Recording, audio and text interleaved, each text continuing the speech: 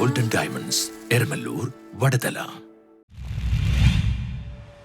പെരുമ്പടപ്പ് കോവേന്ദ തിരുകുടുംബാശ്രമ ദേവാലയത്തിൽ 40 മണിക്കൂർ ആരാധനയുടെ പന്തൽ കാൽനാട്ട് കർമ്മം നടന്നു.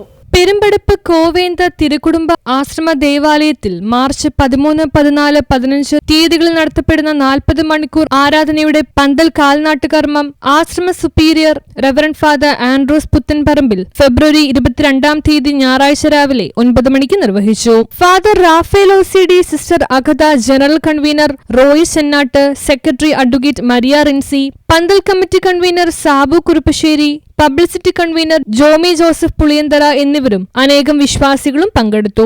കേരളത്തിൽ ആദ്യമായി തുടർച്ചയായി 40 മണിക്കൂർ ആരാധന ആരംഭിച്ചത് കൊച്ചി രൂപതയിൽപ്പെട്ട പെരുമ്പടപ്പ് കോവേന്ദ തിരുകുടുംബാശ്രമ ദേവാലയത്തിലാണ്. 40 മണി ആരാധനയുടെ 91ാം വാർഷികമാണിത്. ആരാധനയ്ക്ക് ഒരുക്കമായുള്ള ധ്യാനം മാർച്ച് 7 തുടങ്ങി 11 തീയതി സമാപിക്കും. 5 ദിവസത്തെ തപസ്കാല ധ്യാനത്തിന് father Yegudas Pazhampilly, father Augustine Baiju Kuttikkal എന്നിവർ നേതൃത്വം നൽകും. മാർച്ച് 13 തീയതി വെള്ളിയാഴ്ച രാവിലെ 7 മണിക്ക് കൊച്ചി രൂപത ബിഷപ്പ് ഡോക്ടർ ആന്റണി കാട്ടിപ്പറമ്പിൽ ആരാധനയ്ക്ക് തുടക്കം കുറിച്ച് ബലി അർപ്പിക്കും. സമാപന ദിനമായ മാർച്ച് 15 തീയതി ഞായറാഴ്ച സമാപന ശുശ്രൂഷയ്ക്ക് കോട്ടപ്പുറം രൂപത മെത്രാൻ അംബ്രോസ് പുത്തൻ വീട്ടിൽ മുഖ്യ കാർമ്മികനായി പങ്കെടുക്കും.